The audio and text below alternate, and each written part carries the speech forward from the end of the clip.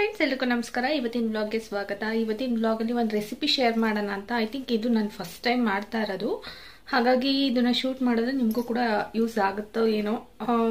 I think ನನಗೊಂದು ಮೆಮೊರಿಯಾಗಿ ಇರುತ್ತೆ ಈ ಒಂದು ಪ್ರೆಗ್ನೆನ್ಸಿ ಟೈಮಲ್ಲಿ ಅನ್ನೋದಷ್ಟೇ. ಸೊ ರೀಸೆಂಟ್ಲಿ ನಾನು ಅಂಗನವಾಡಿಲಿ ಹಾಲು ಪೌಡ್ರ್ ಕೊಟ್ಟಿದ್ರಲ್ವ, ಪನ್ನೀರ್ ಮಾಡಿದ್ದೆ ಒಂದ್ಸತಿ, ಅದು ಚೆನ್ನಾಗಿ ಬಂದಿತ್ತು. ಬಟ್ ರಸಮಲೈ ನಾನು ಯಾವತ್ತೂ ಟ್ರೈ ಮಾಡಿರಲಿಲ್ಲ. ಪನ್ನೀರ್ ಬಂದಮೇಲೆ ಆ್ಯಸ್ ಯೂಶುವಲ್ ರಸಮಲೈ ಮಾಡಬಹುದು. ಹಾಗಾಗಿ ಇವತ್ತು ನಾನು ರಸಮಲೈ ಮಾಡೋಣ ಅಂದ್ಬಿಟ್ಟು ಟೈಮ್ 4 ಗಂಟೆ.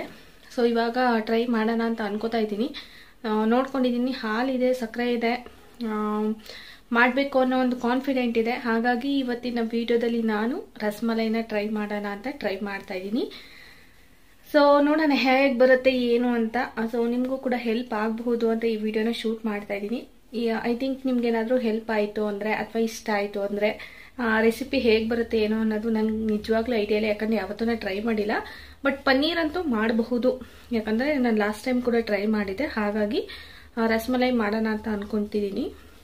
ಬನ್ನಿ ಯಾವ ರೀತಿ ಮಾಡ್ತೀನಿ, ಹೇಗೆ ಬರುತ್ತೆ ಅನ್ನೋದನ್ನು ಕಂಪ್ಲೀಟಾಗಿ ವಿಡಿಯೋದಲ್ಲಿ ಶೇರ್ ಮಾಡ್ತೀನಿ. ಸೊ ನೀವು ಯಾರು ನಮ್ಮ ಚಾನಲ್ನ ಸಬ್ಸ್ಕ್ರೈಬ್ ಮಾಡ್ಕೊಂಡಿಲ್ಲ ಅಂದರೆ ಪ್ಲೀಸ್ ಚಾನಲ್ನ ಸಬ್ಸ್ಕ್ರೈಬ್ ಮಾಡಿಕೊಂಡು ನಮಗೆ ಸಪೋರ್ಟನ್ನು ನೀಡಿ. ಆ್ಯಂಡ್ ನನ್ನ ಒಂದು 5th ಮಂತಲ್ಲಿ ಏನೆಲ್ಲ ಚೇಂಜಸ್ಗಳನ್ನ ಕಾಣ್ತಾ ಇದ್ದೀನಿ, ಒಂದಷ್ಟು ಟಿಪ್ಸ್ಗಳನ್ನೂ ಕೂಡ ನಿಮ್ಮ ಜೊತೆ ಶೇರ್ ಮಾಡ್ತೀನಿ. ಬಟ್ ರೆಸಿಪಿ ಮಾಡ್ತಾ ಶೇರ್ ಮಾಡ್ತೀನಿ. ಬನ್ನಿ ಸ್ಟಾರ್ಟ್ ಮಾಡೋಣ ವಿಡಿಯೋನ. ಇವಾಗ ಫ್ರಿಜ್ಜಲ್ಲಿ ಹಾಲು ಪುಡಿ ಇಟ್ಟಿದ್ದೆ, ಹೊರಗಡೆನೂ ಇಡ್ಬೋದು, ಏನು ತೊಂದರೆ ಇಲ್ಲ. ಆದರೆ 6 ಮಂತ್ ಒಳಗಡೆ ಇದನ್ನು ನಾವು ಉಪಯೋಗಿಸ್ಕೋಬೇಕಾಗತ್ತೆ. ಮ್ಯಾನುಫ್ಯಾಕ್ಚರ್ ಮತ್ತು ಎಕ್ಸ್ಪೈರಿ ಡೇಟನ್ನು ಕೂಡ ಅವರು ಹೇಳಿರ್ತಾರೆ. ಹಾಗಾಗಿ 6 ಮಂತ್ ಒಳಗಡೆ ಏನಾದರೂ ಮಾಡ್ಕೋಬೇಕಲ್ವಾ. ನಾವು ರೀಸೆಂಟ್ಲಿ ಅಂತೂ ಹಾಲಿನ ಪುಡಿ ಬಳಸ್ತಾ ಇರೋದು, ಮೊದಲಂತೂ ಹಾಲಿನ ಪುಡಿ ಬಳಸ್ತಾನೆ ಇರಲಿಲ್ಲ. ಯೂಟ್ಯೂಬಲ್ಲಂತೂ ಚೆಕ್ ಮಾಡಿದ್ರೆ ಅನೇಕ ರೆಸಿಪಿಗಳಂತೂ ಖಂಡಿತ ಗೊತ್ತಾಗುತ್ತೆ. ಇವಾಗ ಒಂದು ಪಾವು ಅಥವಾ 1 ಕಪ್ ಆಗೋಷ್ಟು ಮಾತ್ರ ಇಲ್ಲಿ ಹಾಲಿನ ಪುಡಿ ತೊಗೊಂಡಿದ್ದೀನಿ. ನೋಡಿ ಎಷ್ಟು ರಸಮಲೈ ಆಗುತ್ತೆ ಅಂತ. ಅದನ್ನು ನೀಟಾಗಿ ನಾವು ನೀರನ್ನ ಅಳತೆ ನೋಡಿಕೊಂಡು 1ಕ್ಕೆ 2 ನೀರು ಹಾಕ್ಕೊಂಡು ನೀವು ಚೆನ್ನಾಗಿ ಹಾಲು ರೀತಿ ಮಿಕ್ಸ್ ಮಾಡ್ಕೋಬೇಕು, ಗಂಟಿಲ್ದಂಗೆ. ತಣ್ಣೀರೇ ಹಾಕ್ಕೊಳ್ಳಿ, ಬಿಸಿನೀರೇ ಅವಶ್ಯಕತೆ ಇದೆ ಅಂತೇನಿಲ್ಲ. ತಣ್ಣೀರು ಹಾಕ್ಕೊಂಡು ನೀಟಾಗಿ ಗಂಟು ಹೊಡ್ಕೋಬೇಕಷ್ಟೇ. ನನಗೆ ಫಸ್ಟ್ ಟೈಮ್ ಮಾಡ್ತಾ ಇರೋದ್ರಿಂದ ಪ್ರತಿ ಸತಿನೂ ಕನ್ಫ್ಯೂಷನ್ ಆಗ್ತಾಯಿತ್ತು. ನೀರು ಅಷ್ಟೇ, ನಾನು 1 ಲೋಟ ಹಾಕ್ಕೊಂಡಿದ್ದೆ, ಅದು ತುಂಬ ತಿಕ್ನೆಸ್ ಆಗಿಬಿಡ್ತು ಹಾಲು. ಮತ್ತು 1/2 ಕಪ್ ಆಗೋಷ್ಟು ಹಾಕ್ಕೊಂಡಾಗ ಪರ್ಫೆಕ್ಟ್ ಮೆಷರ್ಮೆಂಟಲ್ಲಿ ಬಂತು. ಇವಾಗ ಏನಾಯಿತು ಅಂದರೆ ಲೆಮನ್, ಸೊ ನಾನಿಲ್ಲಿ ವಿನೆಗರ್ ಇರಲಿಲ್ಲ ಮನೇಲಿ, ಹಾಗಾಗಿ ಲೆಮನ್ನ ಆಫ್ ಮಾತ್ರ ಹಾಕ್ಕೊಂಡೆ. ಅದು ಆಫ್ ಸಾಕಾಗೋದಿಲ್ಲ. ಸೊ ಕ್ವಾಂಟಿಟಿ ನೋಡಿಕೊಂಡು ನೀವು 1 ಲೆಮನ್ ಅಥವಾ 2 ಲೆಮನ್ ಬೇಕಾದರೂ ಹಾಕೋಬೋದು. ನಾನಿಲ್ಲಿ ಆಫ್ ಮಾತ್ರ ಲೆಮನ್ ಹಾಕ್ತಾಯಿದ್ದೀನಿ, ನೋಡ್ತಾ ಇದ್ದೀರಾ.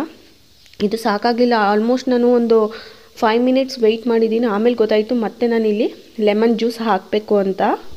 ತುಂಬ ಜನ ಅನ್ಕೋತಾ ಇರ್ಬೋದು, ಏನು ಯಾವಾಗ ನೋಡು ಬರೀ ರೆಸಿಪಿಗಳನ್ನೇ ಮಾಡ್ತಾ ಇರ್ತೀರಾ ಅಂತ. ಆ್ಯಂಡ್ ನನಗೆ ಕೆಲವೊಬ್ಬರು ಹೇಳ್ತಾ ಇರ್ತಾರೆ, ನಿನಗೇನಪ್ಪ ಬಿಡಪ್ಪ, ಒಬ್ಬರೇ ಇದ್ದೀರಾ, ಆರಾಮಾಗಿ ಏನು ಬೇಕೋ ಅದು ಮಾಡ್ಕೊಂಡು ತಿನ್ನಬಹುದು ಅಂತ. ಖಂಡಿತವಾಗ್ಲೂ ಇಲ್ಲ. ಒಬ್ಬಂಟಿಗೂ ಎಲ್ಲರೂ ಎಲ್ಲವನ್ನು ಸಫರ್ ಮಾಡೋ ಒಂದು ಚಾನ್ಸ್ ಬಂದೇ ಬರುತ್ತೆ. ಹಾಗಾಗಿ ಅದನ್ನು ಕೂಡ ನಾವು ಮಾಡಲೇಬೇಕಾಗತ್ತೆ. ನನ್ನ ಮಗಳು ಮಲ್ಕೊಂಡಿದ್ಲು, ಅವಳಿಗೆ ಇವಾಗ ಎಚ್ಚರಿಕೆ ಆಯಿತು. ಆ್ಯಕ್ಚುಲಿ ಇದು ನಾನು ಈವ್ನಿಂಗ್ ಟೈಮ್ ಅಲ್ವಾ ಶೂಟ್ ಮಾಡ್ತಾ ಇರೋದು. ಅವಳು ಎದ್ದಿರೋದ್ರಿಂದ ಅವಳಿಗೆ ಮೂಡ್ ಸ್ವಲ್ಪ ಚೇಂಜ್ ಇರುತ್ತೆ. ಹಾಗಾಗಿ ಅವಳು ಖುಷಿ ಪಡಿಸ್ಬೇಕು ಅಂದರೆ ಅವ್ರು ಏನು ಹೇಳ್ತಾರೋ ಅದನ್ನು ನಾವು ಸ್ವಲ್ಪ ಕೇಳಿಸ್ಕೋಬೇಕು. ಹಾಗಾಗಿ ಫೈನಲಾಗಿ ಇವಾಗ ರೆಡಿಯಾಗಿದೆ. ನಾನು ಒಂದು ಕಾಟನ್ ಬಟ್ಟೆಗೆ ಇದನ್ನು ಸೋಸ್ಕೋತಾ ಇದ್ದೀನಿ ಮತ್ತು ತಣ್ಣೀರನ್ನ ಬಿಡ್ತಾ ಇದ್ದೀನಿ. ಯಾಕಂದರೆ ಅದು ತಣ್ಣೀರು ಬಿಟ್ಟಾಗ ಏನಾಗುತ್ತೆ, ಕರೆಕ್ಟ್ ಹದದಲ್ಲಿ ಬಂದ್ಬಿಡುತ್ತೆ ಅಂತ ವೀಡಿಯೋದಲ್ಲೂ ಕೂಡ ಹೇಳಿದರು. ಫೈನಲಾಗಿ ತುಂಬ ಚೆನ್ನಾಗಾಗಿದೆ ನೋಡಿ. 1 ಲೋಟಕ್ಕೆ ಇಷ್ಟೊಂದು ಆಗಿದೆ. ಇನ್ನು 1 ಪ್ಯಾಕೆಟ್ ಮಾಡಿದ್ರೆ ಆಲ್ಮೋಸ್ಟ್ ಪನ್ನೀರು ಎಷ್ಟಾಗಬಹುದು ಅಂತ. ನನಗೇನಾದ್ರು ಮನೇಲೇ ಪನ್ನೀರ್ ಮಾಡ್ಕೋಬೇಕು ಅನಿಸಿದ್ರೆ ಇನ್ಮೇಲೆ ಹಾಲಿನ ಪುಡಿಲೇ ಮಾಡ್ಕೋತೀನಿ. ಹಾಲಲ್ಲಿ ಅಷ್ಟೊಂದು ಪನ್ನೀರ್ ಬರೋದಿಲ್ಲ, ಬಟ್ ಹಾಲಿನ ಪುಡೀಲಿ ಜಾಸ್ತಿ ಪನ್ನೀರ್ ಬರುತ್ತೆ ಅಂತಲೇ ಹೇಳಬಹುದು.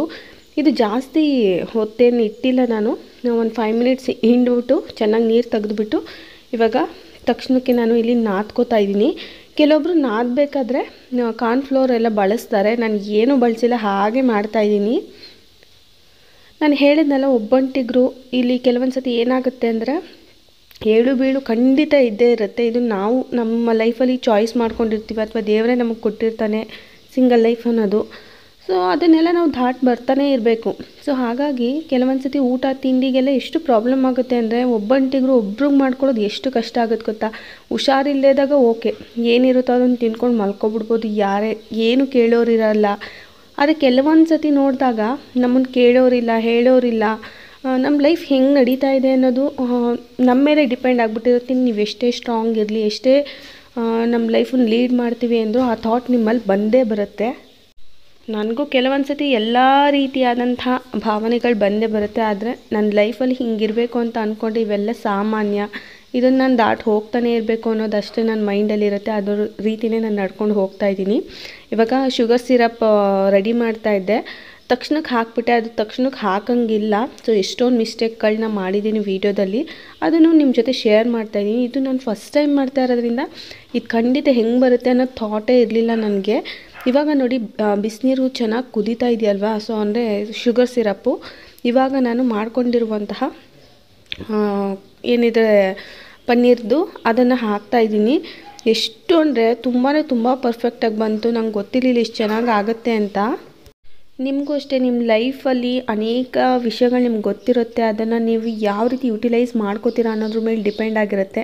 ನಾವು ದುಡಿತಾ ಇಲ್ಲ ಅಥವಾ ನಮಗೆ ಏನೋ ಹಿಂಸೆ ಆಗ್ತಿದೆ, ಫೈನಾನ್ಷಿಯಲಿ ನಮಗೆ ತುಂಬ ಪ್ರಾಬ್ಲಮ್ ಇದೆ ಅಂದರೆ ಅದ್ರ ಪ್ರಕಾರನೇ ನಿಮ್ಮ ಲೈಫಲ್ಲಿ ಏನು ಮಾಡಬೇಕು ಅನಿಸುತ್ತೋ ಅದನ್ನು ನೀವು ಮಾಡ್ಕೊಂಡು ಹೋಗಿ. ಆದರೆ ಮಾಡೋಕ್ಕೆ ನಿಮಗೆ ಯಾವುದೇ ರೀತಿಯಾದಂತಹ ಯಾರು ಕೂಡ ನಿಮಗೆ ಸಪೋರ್ಟ್ ಕೊಡ್ತಾ ಇಲ್ಲ ಅಂದರೆ ಸದ್ಯಕ್ಕೆ ಹೋಲ್ಡಲ್ಲಿ ಇಟ್ಟಿರಿ. ಬಟ್ ಅದ್ರ ಬಗ್ಗೆ ಯೋಚನೆ ಅಂತೂ ಬಿಡಬೇಡಿ. ಯಾಕಂದರೆ ಯೋಚನೆ ಮಾಡಲಿಲ್ಲ ಅಂದರೆ ಮನುಷ್ಯ ಸತ್ತಂಗಂತೆ ಲೆಕ್ಕ. ಹಾಗಾಗಿ ಪ್ರತಿದಿನ ನಾವು ಒಂದು ಹೊಸ ವಿಷಯಗಳನ್ನ ತಿಳ್ಕೊಬೇಕು, ಅದ್ರ ಬಗ್ಗೆ ಯೋಚನೆಗಳನ್ನ ಮಾಡಬೇಕು. ನಾನಿಲ್ಲಿ ರೆಸಿಪಿಯನ್ನು ಮಾಡ್ತಾಯಿದ್ದೀನಿ, ಯಾಕಂದರೆ ಇದು ನನಗೆ ಗೊತ್ತಿಲ್ಲ ಯಾವ ರೀತಿ ಮಾಡಬೇಕು ಅಂತ. ಜಸ್ಟ್ ಒಂದು ಐಡಿಯಾದಲ್ಲಿ ನಾನು ಮಾಡ್ತಾ ಇರೋದಲ್ವ, ಇದು ಹೆಂಗೆ ಬರುತ್ತೆ ಅನ್ನೋದು ಗೊತ್ತಿಲ್ಲ. ಅದೇ ರೀತಿ ಲೈಫು ಅಷ್ಟೇ, ನಾವೇನೋ ಒಂದು ಹೆಜ್ಜೆ ಇಡ್ತೀವಿ, ಅದು ತಪ್ಪೋ ಸರಿನೋ ಗೊತ್ತೇ ಇರಲ್ಲ ನಮಗೆ. ಗೈಡ್ ಮಾಡಿದಾಗೂ ಕೂಡ ನಮಗೆ ಅಷ್ಟೊಂದು ಅನಾಲಿಸಿಸ್ ಮಾಡೋಕ್ಕಾಗಲ್ಲ. ಸೊ ಆ ರೀತಿ ಇದ್ದಾಗ ಹೆಜ್ಜೆ ತಪ್ಪಾದರೂ ಪರವಾಗಿಲ್ಲ, ಅದ್ರ ಬಗ್ಗೆ ನಾವು ಕಾನ್ಫಿಡೆಂಟಾಗಿದ್ದು ಅದನ್ನು ಮುಂದೆ ಹೆಂಗೆ ಸರಿ ಮಾಡ್ಕೊಂಡು ಹೋಗಬೇಕು ಅನ್ನೋದಷ್ಟೇ ಲೈಫಲ್ಲಿ ಪ್ರತಿಯೊಬ್ಬ ಹೆಣ್ಮಕ್ಳಿಗೂ ಇರಬೇಕಾಗಿರುವಂತಹ ಯೋಚನೆ ಅದು. ನನಗೂ ಅಷ್ಟೇ, ನನ್ನ ಲೈಫಲ್ಲಿ ನಾನು ಏನು ಅಂದ್ಕೊಂಡಿದ್ದೀನೋ ಅದನ್ನು ಅಚೀವ್ ಮಾಡ್ತೀನಿ. ಬಟ್ ಅದಕ್ಕೆ ನಂಗೆ ತುಂಬ ಟೈಮ್ ಬೇಕು. ಎಲ್ಲರಿಂದ ಎಲ್ಲ ಸಪೋರ್ಟು ಸಿಗೋದಿಲ್ಲ. ಸೊ ಎಲ್ಲಿ ಸಪೋರ್ಟ್ ಸಿಗುತ್ತೋ ಅಲ್ಲಿ ಬೇಕಾದಲ್ಲಿ ನಾನು ತಗೋತೀನಿ, ಬೇಡದಿದ್ದಲ್ಲಿ ನಾನು ಯಾವುದೇ ಕಾರಣಕ್ಕೂ ಯಾರಿಂದನೂ ಸಪೋರ್ಟ್ ತಗೊಳ್ಳೋದಿಲ್ಲ. ಸೊ ನನ್ನ ಲೈಫ್ ಏನಿದೆ ಈಗ ಪ್ರೆಗ್ನೆನ್ಸಿ ಜರ್ನಿ, ಅದನ್ನು ನಾನು ಖಂಡಿತವಾಗ್ಲೂ ಎಂಜಾಯ್ ಮಾಡಬೇಕು ಅಂತಲೇ ಅಂದ್ಕೊಂಡು ಹೋಗ್ತಾಯಿದ್ದೀನಿ. ಫೈನಲಾಗಿ ರೆಸಿಪಿನೂ ರೆಡಿ ಆಯಿತು. ಇದು ಶುಗರ್ ಸಿರಪ್ ಜೊತೆ ನಾನು ತಿನ್ನೋಣ ಅಂದ್ಬಿಟ್ಟು ತಿಂತಾಯಿದ್ದೀನಿ. ಫೈನಲಿ ರಸಮಲೈ ಮಾಡೋವರೆಗೂ 1 ಗಂಟೆ 10 ನಿಮಿಷಗಳು ತೊಗೊಂಡಿದೆ.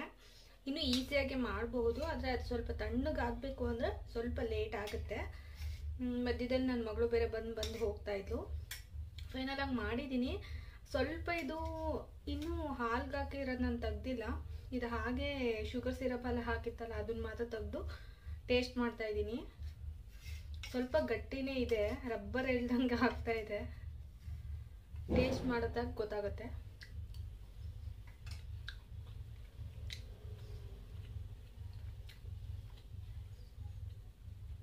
ಬಟ್ ಶುಗರೆಲ್ಲ ತುಂಬ ಚೆನ್ನಾಗಿ ಹೀರ್ಕೊಂಡಿದೆ.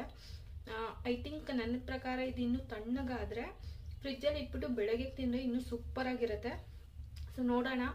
ನೈಟು ನನ್ನ ಮಗಳಿಗೆ ಒಂದೇ ಒಂದು ಕೊಟ್ಬಿಟ್ಟು ಬೆಳಗ್ಗೆ ಟೇಸ್ಟ್ ಮಾಡಿ ನೋಡ್ತೀನಿ, ಅವಾಗ ಚೆನ್ನಾಗಿರುತ್ತೆ ಏನು ಅಂತ ಗೊತ್ತಾಗುತ್ತೆ. ತುಂಬ ಜಾಸ್ತಿನೇ ಮಾಡಿದ್ದೀನಲ್ಲ, ಬೆಳಗ್ಗೆಗೆ ಕ್ರಿಸ್ಮಸ್ ಇರೋದ್ರಿಂದ ಕ್ರಿಸ್ಮಸ್ ಹಬ್ಬಕ್ಕೆ ಅಂತ ಅವಳಿಗೆ ಹೇಳಿದ್ದೀನಿ. ಪರವಾಗಿಲ್ಲ, ಒಂದ್ಸತಿ ಟ್ರೈ ಮಾಡ್ಬೋದು, ಚೆನ್ನಾಗಿ ಬಂದಿದೆ. ಹಾಲನ್ನು ಪುಡಿಲಾಗಿರೋದ್ರಿಂದ ಏನು ತೊಂದರೆ ಇಲ್ಲ. ಬಟ್ ಸೂಪರಾಗಿದೆ. ನೋಡೋಣ, ಅದನ್ನು ಟೇಸ್ಟ್ ಮಾಡಿದ್ಮೇಲೆ ಇನ್ನು ಯಾವ ರೀತಿ ಬಂದಿದೆ ಅಂತ ನಾನು ಈ ವಿಡಿಯೋದಲ್ಲಿ ಶೇರ್ ಮಾಡ್ತೀನಿ. ಸೊ ಫ್ರೆಂಡ್ಸ್, ಇದು ಫ್ರಿಜ್ಜಲ್ಲಿ 1 ಡೇ ಇಟ್ಟು ನೆಕ್ಸ್ಟ್ ಡೇ ತೆಗೆದಾಗ ನೋಡಿ ಯಾವ ಕಲರಲ್ಲಿ ಬಂದಿದೆ ಅಂತ. ಎಷ್ಟು ಸಖತ್ತಾಗಿತ್ತು ಅಂದರೆ ತುಂಬ ಚೆನ್ನಾಗಿತ್ತು. ಆ್ಯಕ್ಚುಲಿ ಏನಂದರೆ ನಾವು ಶುಗರ್ ಸಿರಪ್ ಹಾಕಿದಾಗ ಸ್ವಲ್ಪ ರಬ್ಬರ್ ಥರ ಇತ್ತು ಅಂತ ಹೇಳಿದೆ. ಬಟ್ ನೀವು ಹಾಲಲ್ಲಿ ಒಂದು ನೈಟ್ ಇಟ್ಟು ಅಥವಾ 2 ಅವರ್ಸ್ ಆದರೂ ಫ್ರೀಝರಲ್ಲಿ ಇಟ್ಬಿಡಿ, ಇನ್ನೂ ತುಂಬ ಚೆನ್ನಾಗಿರುತ್ತೆ. ಫ್ರೀಝರಲ್ಲಿ ಇಟ್ಟು ತಿಂದಾಗಂತೂ ಪರ್ಫೆಕ್ಟಾಗಿತ್ತು. ನಾವು ಅಂಗಡಿಗಳಲ್ಲೆಲ್ಲ ತೊಗೊಂಡು ತಿಂತೀವಲ್ಲ, ಸೇಮ್ ಅದೇ ರೀತಿ ನೋಡಿ. ಇಲ್ಲಿ ನಾನು ಕಟ್ ಮಾಡಿದಾಗಲೇ ನಿಮ್ಗೆ ಗೊತ್ತಾಗ್ತಾ ಇರುತ್ತೆ ಯಾವ ರೀತಿ ಇದೆ ಅಂತ. ಐ ಥಿಂಕ್ ಈ ವಿಡಿಯೋ ಇಷ್ಟ ಆದರೆ ದಯವಿಟ್ಟು ಸಬ್ಸ್ಕ್ರೈಬ್ ಮಾಡ್ಕೊಳ್ಳಿ ಚಾನಲ್ನ.